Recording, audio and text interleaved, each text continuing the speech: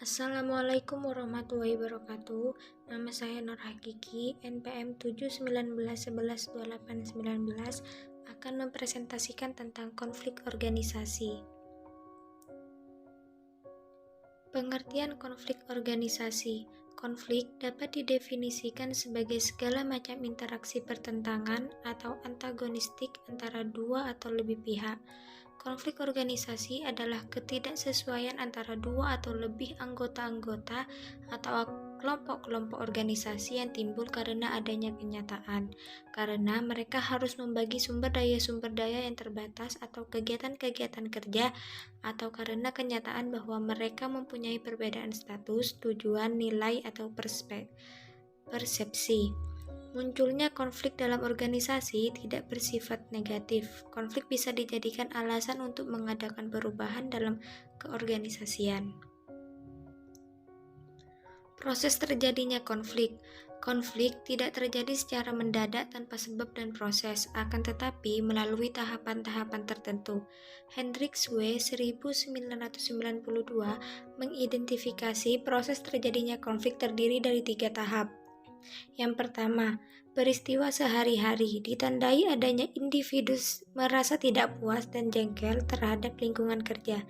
Perasaan tidak puas kadang-kadang berlalu begitu saja dan muncul kembali saat individu merasakan adanya gangguan. 2. Adanya tantangan. Apabila terjadi masalah, individu saling mempertahankan pendapat dan menyalahkan pihak lain. Tiap anggota menganggap perbuatan yang dilakukan sesuai dengan standar dan aturan organisasi.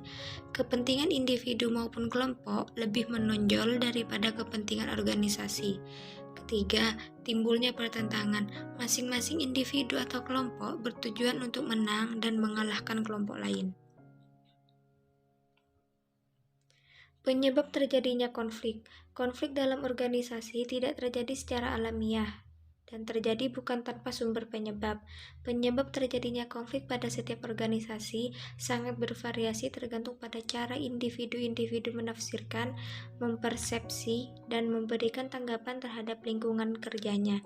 Sumber-sumber konflik organisasi menurut pandangan Feldman, DC, dan Arnold. Jenis-jenis konflik. 1. Konflik intraperorangan. Konflik ini muncul dalam diri seorang individu dengan pemikirannya sendiri.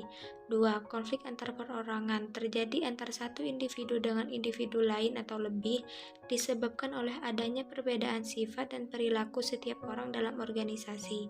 3. Konflik antar kelompok. Terjadi apabila di antara unit-unit kelompok mengalami pertentangan dengan unit-unit dari kelompok lain. Pertentangan ini bila berlarut-larut akan membuat koordinasi dan integrasi menjadi terkendala atau mengalami kesulitan. 4. Konflik antar keorganisasian. Konflik juga bisa terjadi antar organisasi yang satu dengan yang lainnya karena adanya ketidakcocokan suatu badan terhadap kinerja suatu organisasi. Kondisi konflik dalam organisasi ada 2, yaitu situasi konflik dan fase konflik.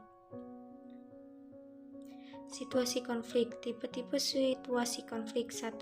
Konflik vertikal biasanya terjadi antara atasan dan bawahan. 2. Konflik horizontal biasanya terjadi antara sesama karyawan atau kelompok yang berada pada hierarki yang sama. 3. Konflik garis staf bila konflik antar staf pada bidang tertentu. 4. Konflik peranan terjadi bila komunikasi antar anggota tidak kompatibel bagi pemegang peranan. Fase konflik. 1. Fase klasik. Konflik bisa muncul tapi bersifat sementara dan harus diselesaikan pihak manajemen. 2. Fase hubungan antar manusia. Konflik itu ada tapi bisa dihindari dan perlu diatasi. 3. Fase kontemporer. Konflik adalah hal yang tidak dapat dihindari dari kehidupan organisasi. 3 hal dalam konflik. 1. Konflik berkaitan dengan perilaku terbuka bisa muncul karena adanya ketidaksetujuan antara individu dan kelompok yang dibiarkan memuncak. 2. Konflik muncul karena adanya 2 persepsi yang berbeda. 3. Adanya perilaku yang dilakukan secara sadar oleh salah satu pihak untuk menghalangi tujuan pihak lain. Metode penyelesaian konflik ada 3, dominasi dan penekanan, kompromi, dan pemecahan masalah integratif. Dominasi dan penekanan. 1. Dominasi atau kekerasan yang bersifat penekanan otokratik. Ketaatan harus dilakukan oleh pihak yang kalah pada otoritas yang lebih tinggi atau kekuatan yang lebih besar.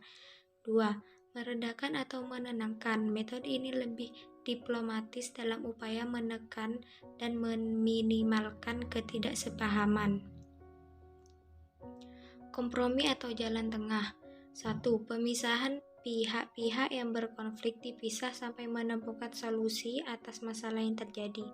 2. Arbitrasi, adanya peran orang ketiga sebagai penengah untuk penyelesaian masalah.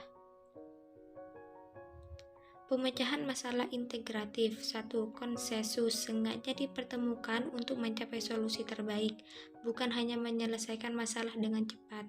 2. Konfrontasi, tiap pihak mengemukakan pandangan masing-masing secara langsung dan terbuka. 3. Penentu tujuan, menentukan tujuan akhir ke depan yang lebih tinggi dengan kesepakatan bersama. Sekian penjelasan dari saya, kurang lebihnya saya mohon maaf. Wassalamualaikum warahmatullahi wabarakatuh.